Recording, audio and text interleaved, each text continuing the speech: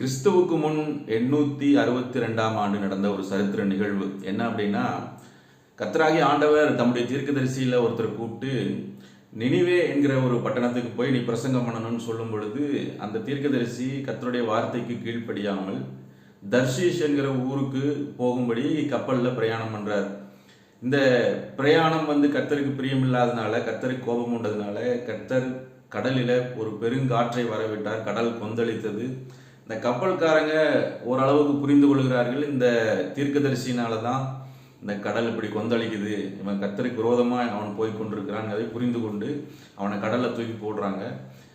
கர்த்தர் அந்த தீர்க்கதரிசியை விழுங்குவதற்கு ஒரு பெரிய மீனை ஆயத்தம் பண்ணி இருந்தார். அந்த தீர்க்கதரிசியோட பெயர் யோனா. அப்போ அந்த யோனா தீர்க்கதரிசியை மீன் விழுங்கி விட்டது. இப்போ என்ன ஆயிடுச்சு, நினிவேக்கு போக வேண்டிய ஆள் தர்சீசுக்கு போக முயற்சி செஞ்சதுனால கடலில் தூக்கி போடப்பட்டிருக்கிறான், மீனின் வயிற்றுக்குள்ளே போயிருக்கிறான். இது சரித்திர ஒரு நிகழ்வு. இந்த விஷயத்தில் நம்ம தெரிந்து கொள்ள வேண்டிய ஒரு காரியம் என்ன அப்படின்னா, இந்த யோனா மீனின் வயிற்றுக்குள்ளே போய் கர்த்தரை நோக்கி ஒரு ஜெபம் பண்ணுறாரு.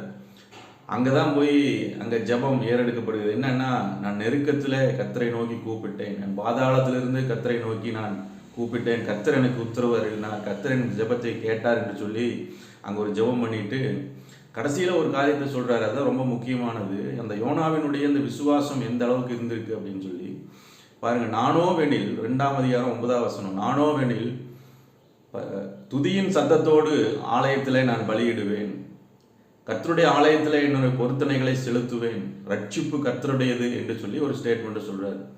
ரொம்ப ஆச்சரியமான ஒரு காரியம் பாருங்க, எவ்வளோ ஒரு விசுவாசம். அவன் செஞ்சது தவறு தான், கர்த்தருக்கு கோபம் உண்டது, கர்த்தர் ஒரு சிக்ஷையை அங்கே கட்டளையிடுகிறார். ஆனாலும் திரும்பவும் நான் பொருத்தனைகளை செலுத்தணும்னா ஆலயத்துக்கு போகணும், உயிரோடு இருக்குன்னா தான் அதை செய்ய முடியும்.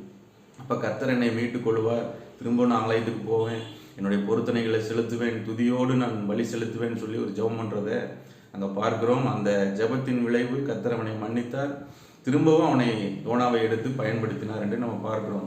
இன்றைக்கு நாம் அநேகர் செய்கிற தவறு என்ன அப்படின்னா, கர்த்தருக்கு விரோதமாக எதையாவது செஞ்சிட்டோம்னா ஒரு குற்ற மனசாட்சி வந்த உடனே கர்த்தருடைய சமூகத்தை விட்டு நம்ம விலகி போக ஆரம்பித்து விடுகிறோம்.